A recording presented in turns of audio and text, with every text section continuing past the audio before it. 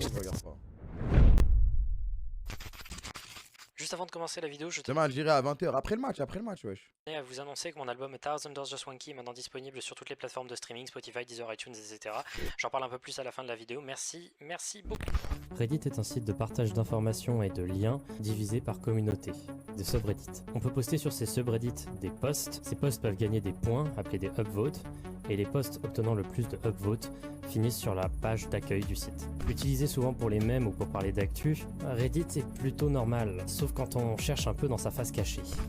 Malgré les tentatives de ces derniers mois de mettre sous silence les communautés les plus sombres du site, une face malsaine, très mystérieuse et parfois obscène réside encore sur le site.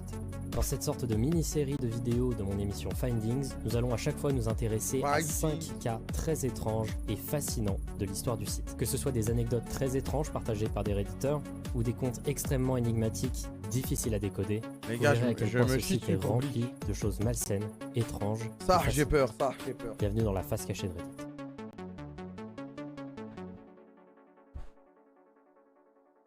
Bonjour à tous et bienvenue dans Je suis en cette train de me pisser mini-série au sein de mon émission Findings du nom de la face cachée de Reddit, dans laquelle nous nous intéressons à chaque fois à 5 histoires flippantes de l'histoire du site. Cette fois-ci, étonnamment, nous avons une sorte de thème, un peu comme la dernière fois, et cette fois-ci, le thème, c'est des témoignages. J'avais envie de m'intéresser un peu à tout ce que les redditeurs ont pu vivre, en nous montrant un peu que la vie, c'est super chum. Donc, du coup, ces derniers temps, je me suis beaucoup baladé donc, sur le fameux subreddit Let's Not Meet, qu'utilise également beaucoup Squeezie. Là, c'est Young Feldup, là. Il avait la dalle, là. Là, il avait pas une caméra de fou, un micro de fou. Là, maintenant, il est devenu trop fort, là. Enfin, ouais, là, maintenant, il est devenu trop fort, qualité de fou. Là, c'est Feldup Eclipsia. Pour trouver ses histoires à lui, mais pas que, je suis allé sur des subreddits comme Confession, Raised by Narcissists, etc. J'ai réussi à compiler 5 témoignages très intéressants que voici. Numéro 1, Crazy Son. Ce post a été créé il y a environ 1 an par l'utilisateur Crazy Son Throwoff. Il s'agit d'un compte throwaway, je vous en ai déjà énormément parlé. Les comptes throwaway, c'est un compte que tu crées uniquement pour poster une chose ou poster sur un seul sujet, souvent pour ne pas se faire retrouver par des gens qui connaîtraient déjà ton compte Reddit précédent. L'objectif, c'est de laisser le moins de traces, surtout quand on parle de choses personnelles, illégales, etc. Donc comme son nom d'utilisateur est un peu long, on va l'appeler Tim durant cette histoire. Alors, je tenais à vous prévenir avant de commencer que ce post est assez vénère. Il parle de choses assez atroces. Donc si vous êtes très sensible, je vous invite à passer votre chemin et passer donc au numéro 2. Tim a 70 ans quand il écrit dans le subreddit Confession.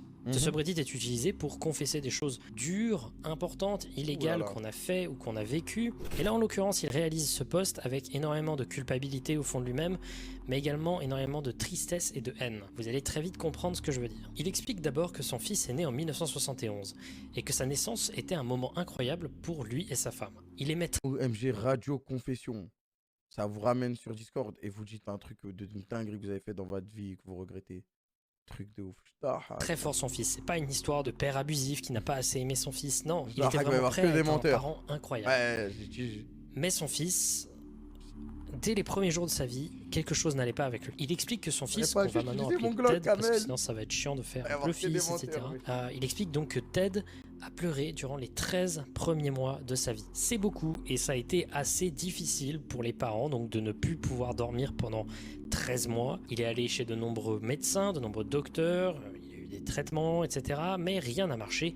Pendant 13 mois, c'était la merde. Après que l'étape des pleurs soit passée, Tim explique que son fils était tout simplement furieux d'être en vie, tout simplement. Il ne souriait jamais. Il n'avait, il semblerait, aucune compassion. Dès qu'il eut la possibilité de marcher, sa seule volonté, c'était de détruire. Tous les objets finissaient mâchés, frappés, foutus dans les toilettes. Il enlevait également sa couche, il s'est appris tout seul à enlever sa couche pour tout simplement se mettre à chier, pisser, absolument partout, mais surtout sur le lit de ses parents. Et il va faire ça jusqu'à ses 15 ans. Et quand les parents vont finalement mettre un verrou assez vénère sur leur porte, il le fera devant leur porte. Concrètement, toute la vie de ce gars était basée sur la haine et la destruction. Ted frappait, donnait des coups de pied, mordait, griffait et crachait sur absolument tout le monde qui le croisait ou qui daignait seulement lui adresser la parole, ce qui fait qu'à un moment, il a été exclu de son école. 2 fois. Après ces 2 exclusions, eh ben, il a fini par être mis dans des écoles spécialisées, tout simplement parce que c'est impossible d'apprendre à des gens à faire des trucs si quelqu'un est tout le temps en train de foutre la merde. Donc là, vous vous dites que c'est peut-être un sociopathe dangereux, que cet enfant, il faut le superviser, mais que Non, c'est juste un joueur de LoL. ça va. Merci Abou Non. pour le sub.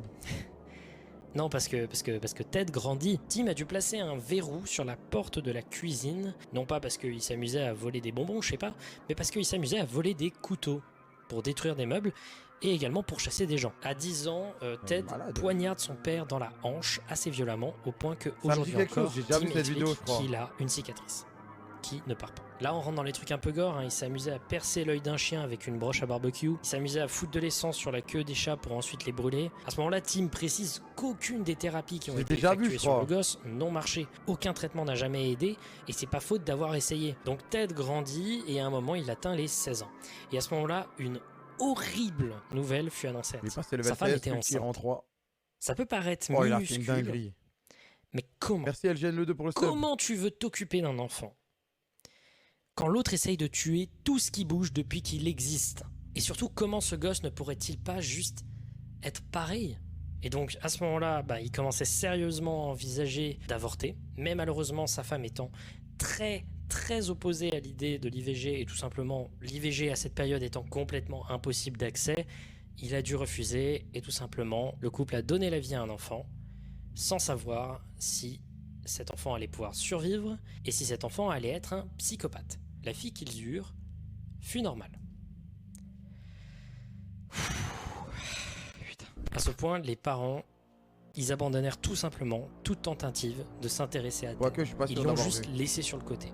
Et on peut trouver ça cruel. Ça, franchement, je peux comprendre. Mais quand même, quand depuis 16 ans, ton gosse est On juste verra l'histoire d'après. insupportable et invivable et qu'il est une menace pour ta vie, dès que tu as un tout petit peu de normalité dans ta vie, je peux comprendre que tu abandonnes. Les seules interactions qu'ils avaient avec lui, c'était une série de cris résultant très souvent par la fugue du garçon pour que juste il revienne un jour plus tard, causant le bonheur du couple, pouvant juste s'occuper de leur fille Ouah, un de day- manière très simple. un day Et off. sinon, la quasi-totalité des jours Merci, The était Floyd. agrémentée de menaces, de viols, de meurtres. Sauf qu'un jour, après une engueulade avec son fils, donc qui résulta par une fugue, un matin, leur fille commença à pleurer. Tim était véritablement terrifié par le cri parce que tout simplement il était inhabituel. Quand t'es parent, tu sais faire la différence entre un cri qui veut dire j'ai faim et un cri qui veut dire pitié, venez m'aider. Donc sur le moment, ils allèrent voir leur fille et là il était là. Ted, dans la pièce. Sauf qu'il était en face de l'enfant avec un couteau à viande dans la main et il y avait des coupures sur la jeune fille qui, du point de vue du père, avaient l'air plutôt profondes. Donc à ce moment-là, il se dirige vers l'enfant. Le père prend le couteau et le fout dans un coin. Il s'occupe de la fille en même temps. Sauf que la mère, elle, c'est pas ce que vous vous imaginiez. Alors Elle ce l'a que n'a pas tué expliqué Tim précédemment dans son poste, c'est que sa femme était putain de stock. Une femme extrêmement musclée, ancienne championne de boxe. Bref, si tu la faisais chier, elle pouvait Ça me suit un te truc, remettre ouais. en place. Elle explose la gueule de son fils. Zarma, c'est Plusieurs vaille. minutes de coups potentiellement létals, étant donné que cette personne est violemment puissante, au point que pendant cette altercation, le père a eu le temps de soigner les coupures de la jeune fille et également de la bercer pour qu'elle dorme. Au fur et à Ouah, mesure- abuse. C'est-à-dire, le daron, il est là. Zarma, il a soigné des coupures profondes sur sa petite fille, mais il a pas cramé la daronne qui est en train de mettre des descentes, des descentes de coude sur Chiquita. de la bataille, Ted commence à être de moins en moins audible, ses cris, ses menaces de viol, de meurtre, etc. commencent à s'atténuer jusqu'à ce qu'à la fin il n'y ait plus que des coups suivis d'un silence complet. Sa femme revient quelques minutes après, sans Ted, et elle est couverte de sang. Alors c'est à ce moment-là que je vais faire une pause. C'est pas possible, c'est un film ce truc, c'est pas possible que ce soit vrai. Alors ça c'est ce qu'on peut dire, mais le problème c'est que les cas de fils ou de filles psychopathes qui sont vraiment impossibles à gérer et qui causent les parents à tomber dans la folie, ça existe. Ça existe beaucoup.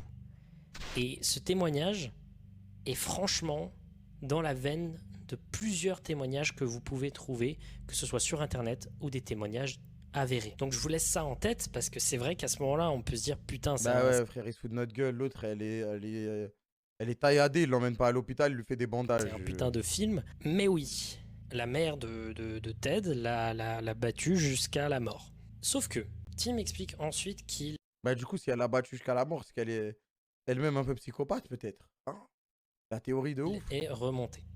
Donc il est remonté à l'étage et qu'après un petit moment de silence, bah, il entend des petits gémissements dans la pièce où s'est fait battre son fils. Il était tout simplement encore vivant, mais dans un état complètement déplorable. C'est-à-dire possiblement plein de fractures partout, le nez complètement If he dies, he dies. défoncé et du sang, beaucoup de sang. Alors à ce moment-là du poste, il explique qu'à ce moment-là, ils avaient plus aucune réflexion logique. Tout leur objectif, c'était de faire en sorte que leur fille ne meure pas, mais ils ne voulaient pas non plus tuer son fils, sachant que déjà, il se sentait extrêmement coupable de ne pas avoir arrêté sa femme au bon moment, sachant de quoi elle était capable. Et également, il se veut tout simplement d'avoir potentiellement causé la mort de quelqu'un. Il était finalement plutôt rassuré qu'il soit vivant. Donc il se met à vivre dans une autre zone de la maison qu'il scelle de manière à ce que l'autre n'ait pas constamment la possibilité de buter leur fille. Ils entendaient parfois Ted marcher en haut, parfois descendre rapidement, bouffer un truc, mais il était extrêmement lent et il ne voulait plus être proche de C'est quoi ses la place parents, du père? de peur de Je sais pas, juste se frère, faire c'est buter. pas- comme-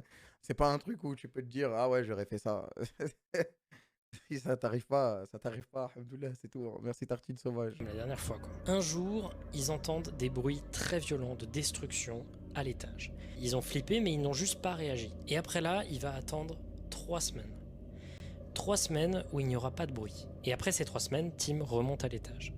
L'endroit était saccagé, il y avait de la pisse, de la merde absolument partout, du sang Ouais, absolument comment il a pu partout. faire ça tout seul? Tout wesh était détruit, mais son fils n'était pas là. Et à partir de ce moment, il ne le reverra plus jamais. Voilà, Et donc, pression il psychologique rajoute toute sa quelques vie. détails sur des trucs qui auraient pu arriver. Déjà, quelques temps après, il s'est rendu compte que son fils avait enlevé de la mousse isolante anti-feu du plafond de la cuisine, de manière à ce qu'il puisse démarrer un incendie. Et il se dit que du coup, pendant 3 ans, il a flippé, car il pensait que sa maison allait être brûlée d'un jour à l'autre. Mais, au bout de 3 ans, il déménage. Le temps de réaction est très long, moi je l'aurais fait 2 jours après, Ouais, mais on n'a 3 pas ans, il a tous mis les pour mêmes déménager. finances. On ne sait pas pourquoi il a mis autant de temps. Et il s'est enfin senti en sécurité. Il explique ensuite qu'il se sent coupable parce qu'il Après, de toute façon, le petit, là, il doit être terrifié de la daronne. a wesh. laissé son fils se faire battre. Mais il s'est demandé qu'est-ce qu'il aurait fait dans une autre situation et il ne sait même pas s'il serait aujourd'hui en vie ou si sa fille aurait été en vie ou si sa femme aurait été en vie s'il ne l'avait tout simplement pas fait fuir comme ça. Il espère très sincèrement en tant que père quand même que son fils est sorti de ses démons, sorti de ses problèmes, de sa folie. Sinon il espère juste que quelqu'un l'ait buté. Donc oui, c'est un témoignage un peu vénère. Un témoignage qui met mal un peu quand même. Alors évidemment, une des questions qui va arriver, est-ce que c'est faux? J'ai fait mes recherches et on ne peut absolument rien conclure. Tout simplement parce que c'est un compte throwaway. Voilà, donc il n'y a pas spécialement de raison de mentir. Juste tu balances ça et tu obtiens des points de Reddit, certes. Tu gagnes des upvotes. Tu fais rien avec après parce que voilà, ton compte GG c'est un pour les throwaway, RT. tu l'utilises qu'une seule fois. Également, il a pas beaucoup posté avec ce compte throwaway. On peut juste chercher sur internet si ce genre de cas arrive. Et oui, ça arrive beaucoup. Déjà, il y a tous les cas Il a de fait un RT, gens qui ont il a tué percé de leurs ouf. parents suite à des questions de folie. Je pense à Alvaro Castillo, par exemple. Ce genre de cas existe. Fake ou pas, Il a dit ça comme si. Il a dit ça comme si c'était un ailier de l'Atlético Madrid. l'histoire est vraiment très dérangeante. Parce que déjà, il y a des exemples de délire de mecs dangereux qui sont difficiles à inventer. Personnellement, foutre de l'essence sur la queue d'un chat et ensuite l'allumer, j'aurais pas réussi à le trouver de ma manière. C'est vraiment ultra cruel et ultra précis comme truc. C'est violent, voilà, c'était très violent comme histoire. Et je vous laisse liberté d'y croire ou non. Car il est très probable qu'on ne sache jamais le fin mot de cette histoire. Numéro 2. Confessions of a Donor Baby. Le post en question Avec cette histoire, elle me dit un truc, c'est que cette vidéo, on l'a déjà vue. a été réalisé le 26 juillet 2015 sur le subreddit. C'est le frère de Double Lift qui a tué ses parents. Ouais, c'est ça. Je crois que c'était juste avant la finale des LCS. Ça a appelé Double Lift, ça lui a dit ton frère, il a tué tes parents. Et il a joué quand même, il a gagné. Raised by Narcissists. C'est un subreddit sur lequel se retrouvent des gens qui ont vécu avec des parents violents, abuseurs, maladroit et tout simplement narcissique. C'est un moyen pour ces gens de se rassurer. Non, c'est vrai, les gars, c'est vrai. Hein. C'est pas. Il y a des gens qui savaient pas, c'est réel, c'est vrai, c'est vrai, c'est vrai. Je crois que son père, il l'a gravement blessé et sa mère, il l'a tué. Genre, c'est vraiment. C'est réel de Tarsa. Et de se dire qu'ils ne sont pas seuls. Bref, il y a beaucoup de positifs dans le concept de ce subreddit. Mais, en l'occurrence, ce post va mettre en valeur une réalité, un truc vraiment glauque, le concept de Donor Baby. L'utilisateur, qu'on va appeler Jean parce qu'il a supprimé son compte et j'ai pas trouvé le nom de son compte autre part sur internet, il explique qu'il a une sœur et que sa sœur, durant ses années de maternelle, a contracté une maladie génétique assez grave. Il s'agit d'une anémie de Fanconi. J'ai pas tout à fait compris comment ça marchait, mais de ce que j'ai pu comprendre, ça augmente les risques de contracter un cancer violent et il n'y a pas vraiment de traitement. La seule piste, c'est la greffe de tissus et d'organes. Or, les tissus des parents n'étaient pas compatibles avec leur fille. Laissez-moi vous expliquer le concept de bébé donneur. Le concept, c'est que tu fais un enfant, t'espères qu'il soit compatible avec une personne atteinte de maladie, et tu l'utilises comme banque d'organes à greffer. En l'occurrence, si j'ai bien compris, les Donor Baby ou Savior Sibling sont autorisés. L'idée, c'est de permettre à un couple qui a déjà eu un enfant et qui en souhaite un autre de pouvoir concevoir l'enfant qu'il désire tout en permettant de sauver l'autre. Dans ce cas-là, pourquoi pas à la limite? Je dis pas non. Ça ressemble un peu moins à ce fameux concept. Ouais, en gros, tu fais un autre enfant si ton premier enfant il a un problème pour mal soigner. De banque d'organes. Mais j'ai l'impression que les gens, ils n'ont pas fait ça pour ça aussi, ils ont fait ça pour d'autres personnes. Organes qu'on a vu juste avant. Sauf qu'en l'occurrence, là, le bébé a été conçu non pas parce que les parents désiraient un deuxième enfant et qu'ils pouvaient ensuite espérer pouvoir sauver leur autre enfant. Non, ils voulaient juste sauver leur fille, c'est tout. C'est tout. Ils l'ont créé même pas par fécondation in vitro, donc il n'y a pas eu de sélection d'embryons pour être sûr d'avoir un bon qui soit compatible. Ils ont fait une procréation normale, probablement pour éviter la régulation de la loi, dans l'espoir que l'enfant puisse correspondre à leur fille. En l'occurrence, Jean, il explique dans son post que il était compatible et qu'il aurait aimé très profondément n'avoir jamais été compatible. Alors seulement bébé, Jean est déjà utilisé pour effectuer une greffe de moelle osseuse à sa sœur. Il ne s'en souvient pas tout simplement parce que il était bébé quoi. Mais c'est un fait, il a fait une donation de greffe de moelle osseuse pour quand il avait genre 2-3 ans quoi. Il devait également être prêt à pouvoir donner son sang à n'importe quel moment. Il n'était qu'une banque d'organes, il n'avait pas de vie, il n'avait pas le droit de faire du sport, il ne fallait pas que ses membres soient endommagés si on avait besoin de faire des donations d'eau par exemple. Il n'avait pas le droit de manger autre chose que des fruits, des légumes, du blanc de poulet et du tofu. Pas le droit au sucre ou quoi que ce soit d'autre car ses organes devaient être impeccables à tout moment. Il n'avait pas le droit d'être traité avec quelconque médicament qui existait tout simplement parce que son sang devait être impeccable et clean de toute substance qui pourrait être un problème pour une donation de sang à n'importe quel moment par urgence. Tout ça, ça a amené à sa mère à engueuler violemment l'infirmière de l'école de Jean, tout simplement parce qu'elle lui avait donné du Doliprane pour un mal de tête. Il n'avait pas non plus le droit d'aller en colonie de vacances, il ne fallait pas être loin de sa sœur, et en plus tu fais du sport dans une colonie de vacances, donc tu restes tous tes étés constamment chez toi. Il ne connaissait que la santé de sa sœur, qui à l'époque allait apparemment plutôt bien d'ailleurs. Merci à Cantor. D'ailleurs pourquoi pas, il y avait toute cette parano autour de ça. En plus, mais quand il a eu 12 ans, sa sœur a eu une insuffisance rénale. À ce moment-là, à 12 ans, régulièrement, il devait aller à l'hôpital pour finalement devoir se faire extracter des organes pour que sa sœur puisse survivre. Donc il essaya de se rebeller et de faire comprendre à sa mère qu'il souffrait de cette situation.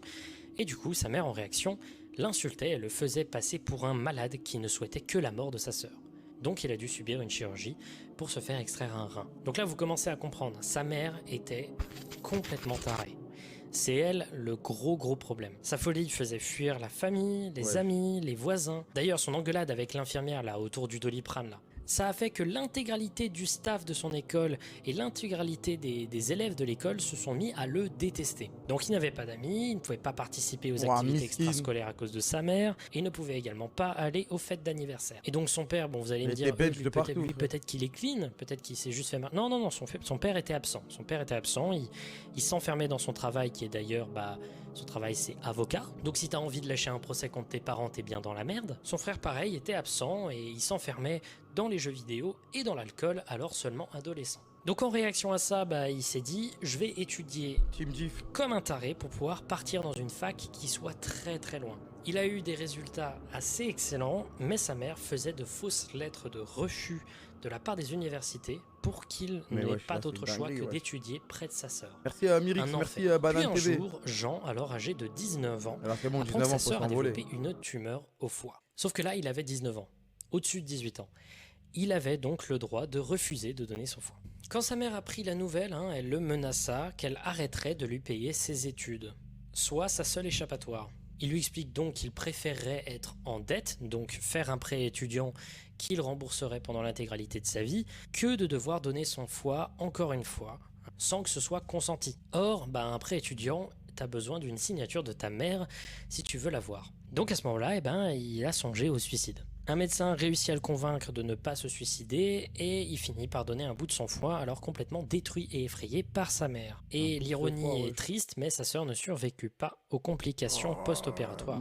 Il explique donc à ce moment que ça ne l'a pas rendu triste, que même c'est un peu cruel, mais c'était la meilleure chose qui lui soit arrivée dans toute sa vie. Parce qu'après cet enfer, il a réussi à enfin fuir le domicile et à aller à une université et maintenant, apparemment, il serait en train d'étudier dans la recherche sur les cellules souches dans l'espoir qu'il puisse faire avancer la recherche autour de nombreux moyens de pouvoir greffer sans passer par la création de ces fameux Savior Siblings ou Donor Baby. Encore une fois, est-ce qu'on peut croire à ce qu'il nous raconte? Ça existe. Ça existe être Donor Baby. Voilà. Ça existe, c'est un truc qui existe. Comme je vous ai dit, dans la quasi-totalité des cas, c'est des parents qui veulent déjà avoir un deuxième enfant et qui du coup profitent de le storytelling est trop beau à la fin, tu vois. Ce désir d'avoir un deuxième enfant pour pouvoir aussi en sauver un autre. Sur ce point-là, je trouve ça moyen moralement, mais c'est carrément justifiable. Et un parent, voir son fils ou sa fille... Les gars, c'est quoi la différence quand t'as un rein par rapport à deux? Genre, tu vis normalement quand même ou il y a quand même des complications ou il n'y a rien du tout? Ok. Tu vis moins longtemps. Ok. fille mourir, c'est dévastateur pour... Ouais, en gros, si ton autre rein, il a un problème, t'es dans la merde, donc tu dois faire gaffe, quoi. Des parents, ça je comprends. Mais là, en fait, ça met en valeur, tout simplement, l'évident problème d'éthique derrière. C'est comme si, c'est comme si t'avais plus d'inhibiteur, prochain fight, tu perds. Ces mesures et le fait que c'est soit quelque chose d'acceptable et d'accepté par certaines sociétés. D'ailleurs, donc l'utilisateur a fait une update dans les coms. Il dit qu'il ne peut pas faire de procédure légale contre son père car c'est un avocat. Non, c'est pas bien, c'est pas bien, c'est pas bien. Mais les comparaisons avec LoL, c'est... Donc quand tu es avocat, tu peux utiliser la loi dans tous les sens que c'est tu ma veux cam, les gars. pour J'aime faire trop en ça. sorte que la personne contre laquelle tu te bats perde plus que toi. Et en soi, la seule chose véritablement prouvable comme étant illégale, c'est le fait que sa mère ait créé des fausses lettres d'admission. Sinon, tout le reste de ce qu'elle a fait, techniquement, c'est pas prouvable comme étant quelque chose d'illégal. Croyez si vous le souhaitez, moi personnellement, j'y vois juste la parfaite illustration d'un système défaillant. Numéro 3, Craigslist. Craigslist, c'est comme... Le 16 août 2000. Oh, j'ai eu un flashback, je l'ai déjà dit cette phrase. Oh là là, je m'en souviens, on l'a déjà vu cette vidéo. 2013, l'utilisateur u/scars and stripes. Mais je me souvenais plus je me souvenais plus du truc d'avant. Je sais pas si je l'ai vu en vite fait chez moi ou si je l'ai vu en live. C'est ça qui me tracasse en fait. Parce que j'avais vu 2-3 vidéos de Feld Up, mais je m'étais endormi genre à la première histoire. Le subreddit avant de dormir genre. Yes! Let's not meet. Tout le monde kiffe. Dans ce post, il va relater une histoire assez répandue dans son cercle familial et amical. Il ne s'exprime ici pas à la première personne car c'est une histoire qui est arrivée à la copine de son frère, Amanda. À l'époque où l'histoire s'est passée, époque qui n'est pas précisée ici, Amanda cherchait son premier appartement dans l'objectif de sortir du domicile familial pour les études. Comme la relation amoureuse entre le frère du posteur et Amanda ne durait que depuis quelques mois, ils ne voulaient pas encore emménager ensemble et Amanda chercha donc des demandes de colocation sur le site Craigslist. Alors qu'elle effectuait ses recherches pour un appartement, une annonce étrange apparut. Recherche de colocataire, femme seulement. Alors ça peut paraître pas très rassurant, c'est parce qu'on est tous là conditionnés à penser que l'intégralité de l'humanité nous veut du mal, Mais en l'occurrence, si c'est une femme qui fait un post c'est une comme femme qui fait ça, c'est peut ok. être encore compréhensible. Y a rien. Donc elle explique qu'après avoir lu l'annonce, tout semblait plutôt clean. Déjà, c'était pas cher, seulement 225 $ par mois, ce qui était beaucoup moins que tout le reste. Et la meuf de l'annonce se présentait comme une jeune étudiante, pas très à l'aise à l'idée de vivre entre d'autres hommes et qui cherchait donc une femme pour une colocation. Ça promettait donc une chambre séparée avec sa propre douche. Une seule chose était étrange par contre, il n'y avait qu'une seule photo de la maison. Ouais, je l'avais. C'est comme la maison en Croatie, là. Les meufs sur Twitter qui avaient payé 3000 balles, ils sont arrivés, il y avait un terrain vague. Ça, c'est. Ça, j'ai jamais vu une meilleure arnaque encore. Hein. Ils ont tout baissé. Ah, c'était le truc le plus drôle de l'histoire. Wesh. On l'a déjà vu cette vidéo, j'en suis sûr maintenant. Cette photo, elle me dit quelque chose. Là, je vais écouter la suite de l'histoire et ça va me Et c'était confirmer à une photo 100%. prise de l'extérieur. Mais nique sa mère, ça fait tellement longtemps que je l'ai C'est pas vu tout. qu'elle est lourde. Donc elle est quand même intéressée, hein, le prix étant super bas et étant plutôt avantageux. Donc après un échange par email, ils se mirent d'accord pour faire une visite à deux de la maison, mais après 20 heures, étant donné que le proprio bossait jusqu'à tard. Le jour J, Amanda s'y rend. La maison a l'air un peu mal entretenue. Il y avait des hautes herbes et des fenêtres franchement pas clean, hein, avec plein de poussière dessus. Mais également, il y avait une note posée sur la porte de devant disant « Porte cassée, utilisez la porte de derrière ». Elle se dirige donc vers la porte en question et quand la porte se s'ouvre, ce n'est pas une jeune femme étudiante dynamique qui ouvre la porte, c'est un vieux monsieur. Sur le moment, Amanda se dit « Ok, c'est pas la bonne maison, je me suis gouré ».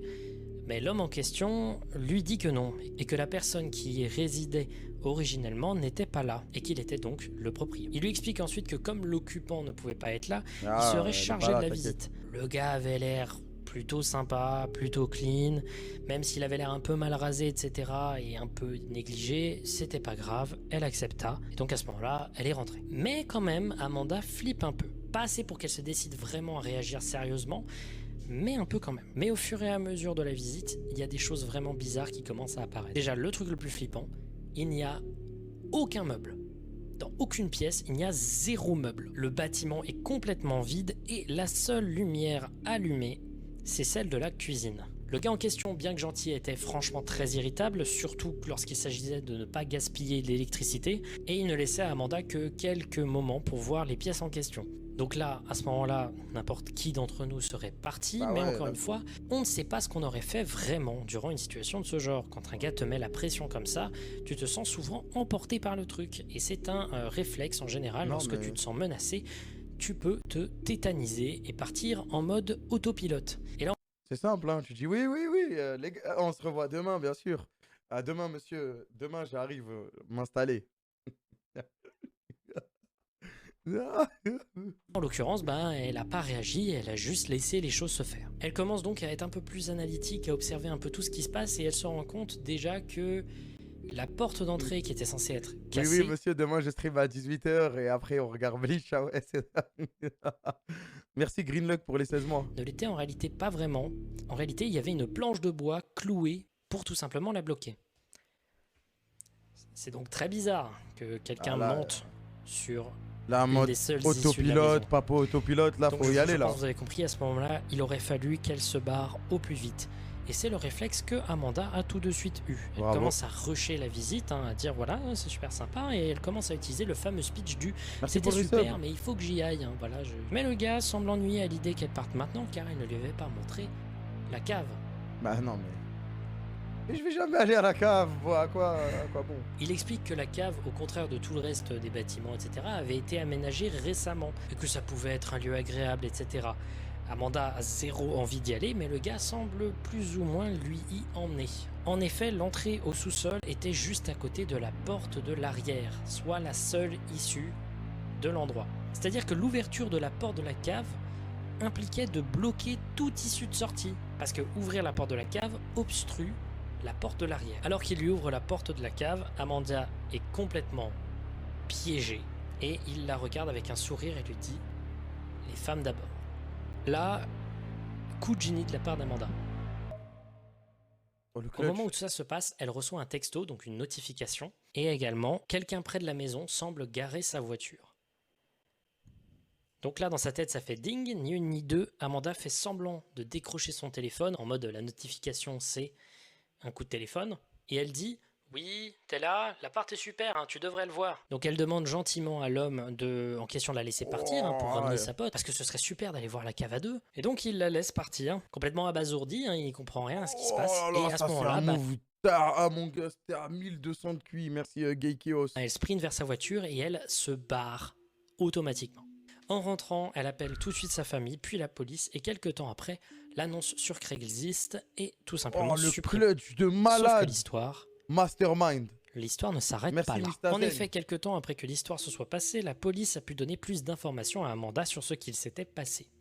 D'abord, durant la visite, le proprio avait insisté pour que Amanda ne se rende pas dans une pièce en particulier, une pièce des gens dans laquelle enfermés elle dedans ne devait pas aller. En se rendant à l'intérieur, la police se rendit compte que la pièce en question était la chambre du gars. Concrètement, c'était une salle dégueulasse, il y avait une pile de vieilles et sales couvertures, de la nourriture qui avait pourri et des bidons vides absolument.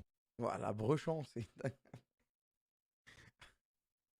Voilà, brechant, taré. Partout, mais le plus flippant, c'est que le gars avait déchiré des tonnes de pages de magazines porno qu'il avait collées sur les murs. Mais j'imagine que vous voulez absolument que je vous explique ce qu'il y avait dans la cave. En s'y rendant, la police vit d'abord que dans l'escalier, l'homme avait attaché un fil de pêche très fin et invisible dans le noir, environ à la hauteur du tibia.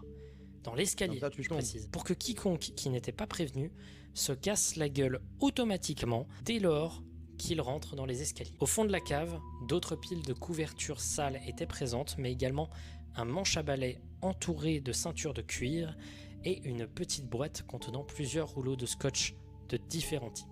Faites gaffe aux annonces sur Craigslist. Ne jamais y aller seul. Surtout lorsque tu n'as absolument aucune preuve que ce que tu vas aller voir est en effet la maison qui t'est promise. Également, on peut se dire, mais... Allez, c'est... Bon, après, les photos de la maison, déjà, faut. Non, mais les photos de la maison, Amanda, elle aurait dû se dire photo. Ça a pas l'air d'être. Voilà, quoi. Ça a pas l'air d'être tip-top. C'est faux cette fois-ci, c'est faux, voilà. Sauf que le gars qui a posté ça était actif depuis au moins 2012 sur Reddit. Ce post n'est même pas son post le plus Après, c'était pas cher. Ouais, non, mais tu vois ça, c'était. Ouais, mais bah, ta mère a souri. populaire. C'est pas des vraies photos, ça illustre. Ouais, mais du coup, la photo, elle ressemble à la photo qu'elle a reçue, wesh.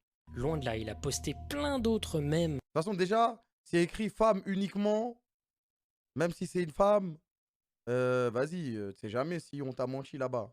Notamment sur le subreddit r/4chan, qui lui ont valu d'avoir beaucoup plus d'upvotes. Donc si c'était pour le clout, c'est pas forcément très cohérent, étant donné que ça a moyennement Mais la photo de la porte d'entrée avec le truc cassé, tu vois déjà qu'il faut pas y aller là. marché. Néanmoins, le problème de Let's Not Meet, c'est que l'on ne sait jamais vraiment si les histoires sont bel et bien réelles. Le sub se veut Merci, réel Facette. et à l'écart de No Sleep, un site dans lequel on fait des fictions volontairement fake, mais il n'est pas rare de voir des histoires inventées sur Let's Not Meet tout de même. Néanmoins, des affaires de ce type sur Craigslist sont déjà arrivées, rendant plus plausible cette anecdote et son existence. Si ce post n'est en effet pas quelque chose qui est en effet arrivé, dites-vous qu'en tout cas, ce genre d'histoire de fausses annonces, ça existe. Et c'est arrivé plus de fois que ce que vous pouvez imaginer. Numéro 4, le stalker. Celui-là va être plutôt court, mais c'est en réalité un peu une sorte d'introduction à la dernière histoire que je vais vous raconter. Une intro. Alors, affaire de stalker et post sur Reddit, vous l'avez compris avec mes quelques autres vidéos, ça arrive plutôt souvent. Vous avez parlé donc de caméras de surveillance, on avait l'impression de voir des stalkers dedans. Régulièrement, il y a des posts qui parlent de confessions de stalkers, etc. Ou des stalkers qui ne se rendent pas compte de ce qu'ils sont en train de réaliser, qui postent. Régulièrement, on a également des vidéos de potentiels stalkers qui sont chopés, hein, notamment celle-là, hein, du gars qui lèche pendant 30 minutes Wesh. la sonnerie d'une caméra de surveillance. Y a pas une vieille à un moment, wesh. Il est malade, Surveillance. lui, wesh. C'est ultra bizarre, mais parfois, comme je vous l'ai dit, il arrive que certains stalkers eux-mêmes postent sans se rendre compte de ce qu'ils réalisent. Le 31 mai Il y 2017, a un la vieille, on individu l'a vu, crée ouais. un compte nommé Help Me Please 90182309 wesh, il lèche pour le l'interphone. même jour créer un post sur le subreddit Relationships. Il s'agit donc Ça d'un sort, compte ça lui met un throwaway, méga encore une fois, chassé un dans compte sa que tu grand-mère. utilises pour t'anonymiser. Dans ce post sur le subreddit Relationships, il explique que lui, homme de 21 ans, est amoureux d'elle, fille de 19 ans, et ne sait pas quoi faire pour conquérir son cœur. Or, le post est aujourd'hui supprimé. Pourquoi ?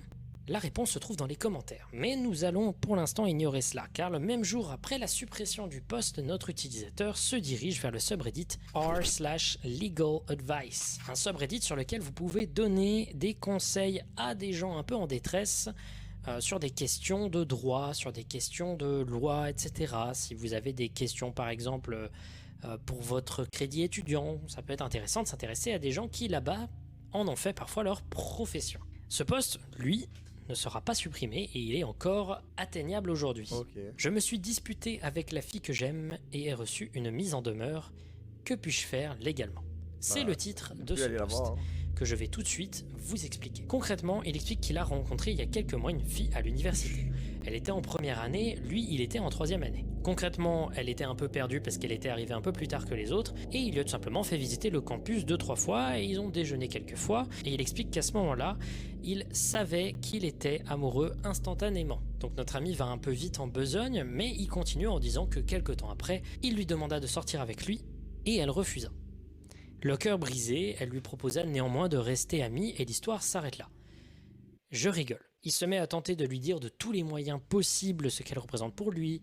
Il est un très gros forceur, il lui offre des trucs, il l'appelle à minuit bourré pour lui faire des confessions. Tout ça amène au moment fatidique où la meuf lui dit de la laisser tranquille, ce qui est compréhensible. À n'importe quel moment, là, t'es censé arrêter. Voilà. T'as fait chier la personne, on te l'a fait comprendre, t'as plus aucune excuse, tu arrêtes. Après un mois de dépression à penser à elle chaque jour, je cite ses paroles, mais bon, il se fait beaucoup passer pour une victime dans cette question. Il est bloqué sur tous ses réseaux sociaux, etc., etc. Il se décide alors de lui présenter à quel point il l'aime une dernière fois. Il trouve où elle habitait avant d'arriver sur le campus. Il lui envoie un texto lui disant « J'arrive ». Wesh, on dirait la photo de Sardoche quand il est... il sourit, mais derrière, il est comme ça, là. Je vais te voir. C'est Il quoi lui cette dit photo, j'ai wesh besoin qu'on en parle, etc. Et il lui donne l'adresse d'un café où il pourrait parler. Elle ne répond pas, ce qui est compréhensible, sauf que lui, ça l'énerve. Et alors il la stalk sur Instagram et il s'énerve du fait que, oh mon Dieu, elle boit alors qu'elle est en dessous de l'âge où tu peux boire de l'alcool, et qu'également elle porte des vêtements osés. Ce n'est pas ta meuf, tu n'es pas sa mère. Et il lui dit donc, tu as intérêt à venir au café. C'est-à-dire que là, on n'est plus dans le niveau où le gars lui propose gentiment, de manière extrêmement forceuse. Il commence à parler à l'impératif. Elle ne répond pas, et finalement, il reçoit une menace, une mise en demeure, lui demandant tout simplement d'arrêter de la contacter, sinon elle prendrait des mesures légales s'il n'arrêtait pas de simplement de la harceler. À ce moment-là, le truc est plutôt clair, cet homme est mentalement dérangé et il doit aller chercher de l'aide au plus vite. Et d'ailleurs, les gens lui disent, notamment par exemple ce commentaire de l'utilisateur Major Phaser, que je vais vous lire parce qu'il est parfait. Tu dois laisser cette personne seule et chercher de l'aide. Ton post ressemble à un best-of des choses que des gens émotionnellement instables disent avant de faire quelque chose de dangereux. Tu as demandé de sortir avec elle et tu as été rejeté. Refusé de prendre non comme une réponse malgré qu'elle te l'ait dit de plusieurs manières. Refusé de comprendre que te faire bloquer sur tous les réseaux sociaux te disait en gros « ne me parle pas ». Stalké obsessivement sur internet. Suivi dans une autre ville sans demander pour tenter de forcer une rencontre qu'elle ne souhaitait pas. Attaquer sa personnalité car elle faisait des choses mauvaises selon toi seulement. Cru que tu pouvais la forcer à te parler et qu'elle te devait une discussion après qu'elle t'ait dit clairement et de manière répétée qu'elle ne veut rien de toi. J'aurais pas pu le dire autrement. Sur le moment, l'utilisateur continue à ne pas comprendre et à ne pas croire les gens, et il s'énerve en disant qu'un subreddit sur les questions légales n'aurait pas à avoir de rapport avec des problèmes si personnels. C'est toi qui as mis le personnel dans l'affaire. Il continuera à répondre, refusant de voir, niant de véritables lois, prouvant qu'il était dans l'illégalité, et ainsi de suite. Quel enfer. À un moment, il arrête tout simplement que de répondre, poster il est quoi que malade, ce soit, ce mec, ouais. et on ne sait pas ce qui est arrivé à cet individu. C'est faux. Ok. En fait, il a fait un post-update le 20 septembre 2017 sur le subreddit Legal Advice, dans lequel il explique d'abord qu'après le post, il n'a plus jamais recontacté la fille en question. Il explique qu'il a essayé de tout son cœur de ne jamais la recroiser et de ne jamais obtenir des informations sur elle pour qu'il arrête de lui pourrir la vie. Il a finalement suivi les conseils que les gens lui ont donnés, parce que parfois, oui, ça arrive sur Internet.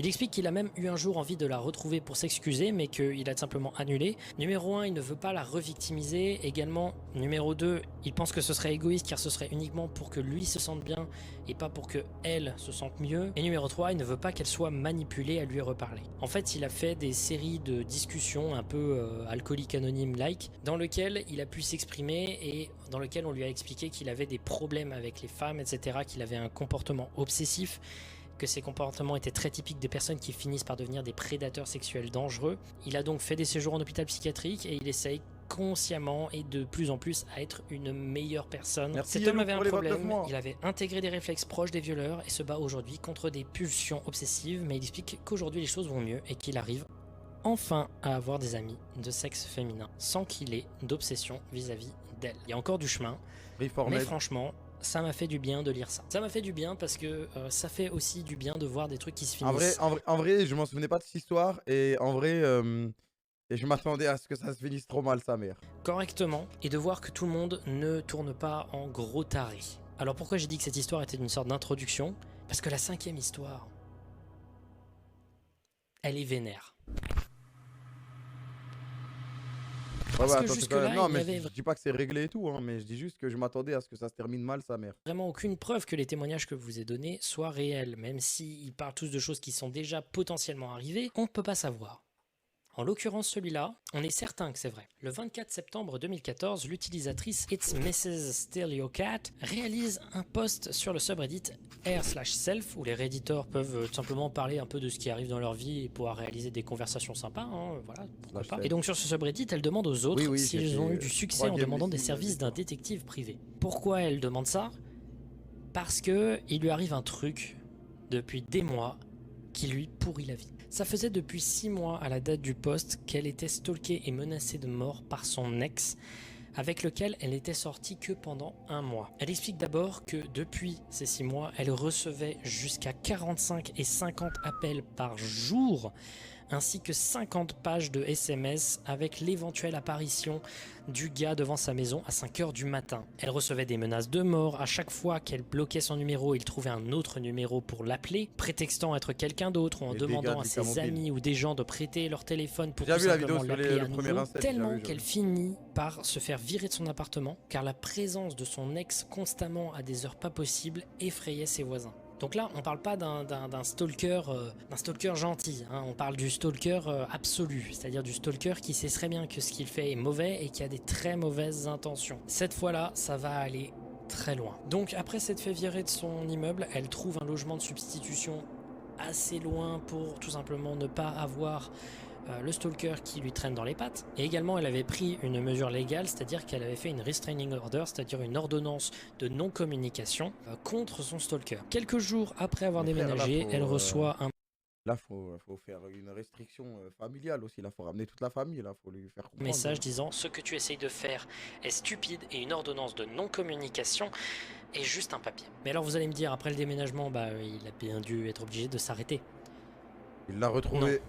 Vraiment pas. Il lui envoie un message et lui promet que peu importe où elle déménagerait, il la retrouvera. Ouah, Il la traquerait. Et s'il ne pouvait pas la retrouver, il commencerait à menacer sa famille et il lui promet d'envoyer une carte de la maison de sa mère qu'il n'avait pourtant à ce moment-là jamais Oh, mais le truc, c'est qu'aux States, oh là là, aux States, il y a tout le monde qui a des armes et tout. Ça veut dire c'est. Tu sais jamais sur qui tu peux tomber, c'est terrifiant, sa mère. rencontré. C'est-à-dire qu'il allait s'introduire Merci chez au sa Dirich mère pour pour les faire 3 juste mois. une carte et l'envoyer juste pour faire flipper son ex. Après un moment, elle reçut un mail de sa proprio Juste avec le un baiser, lien mais à tout moment, il sort. Il te tue, frère, à tout moment, il te tue, wesh.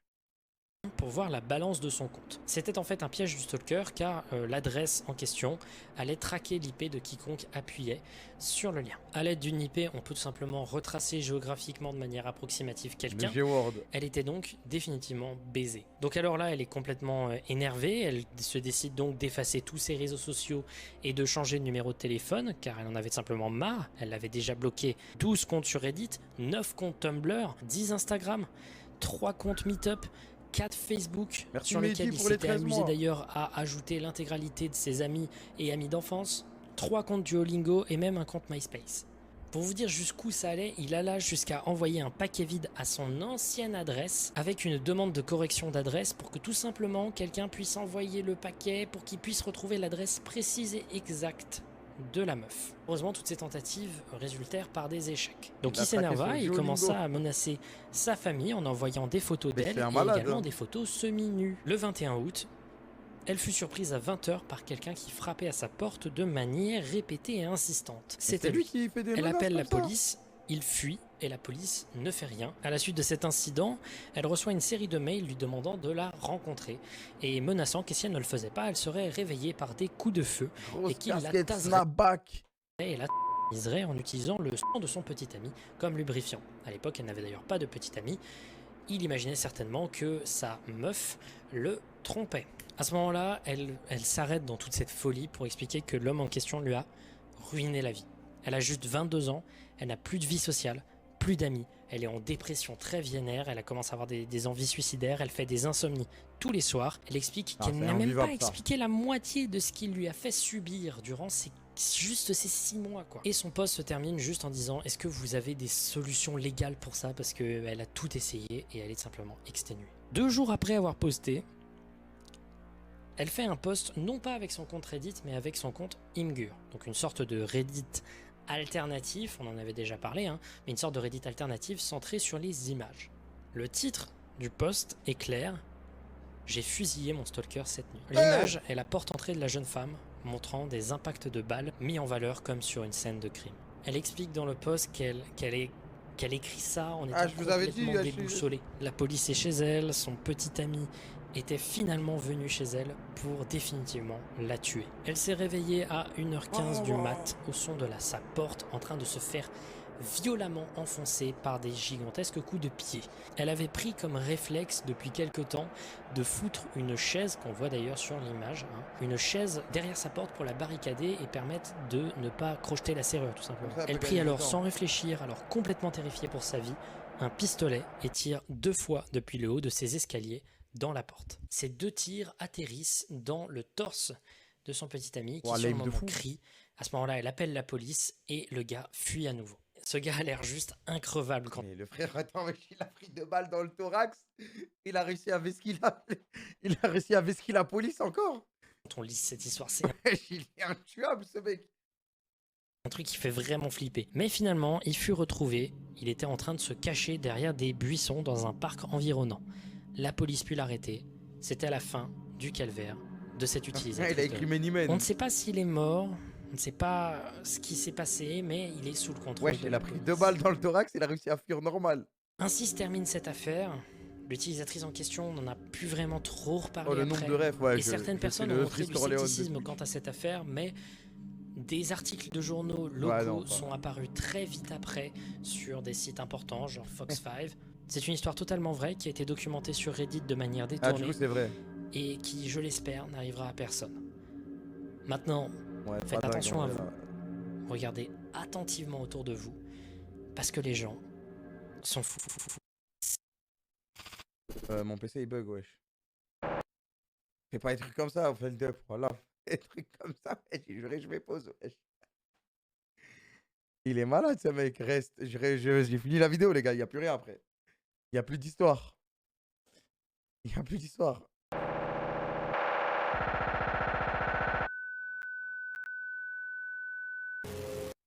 Allez, bon. Allez. Crame, je vais sonner à ta porte. Il n'y a pas d'arme ici, tu vas prendre un chat, c'est une chance à toi, frère.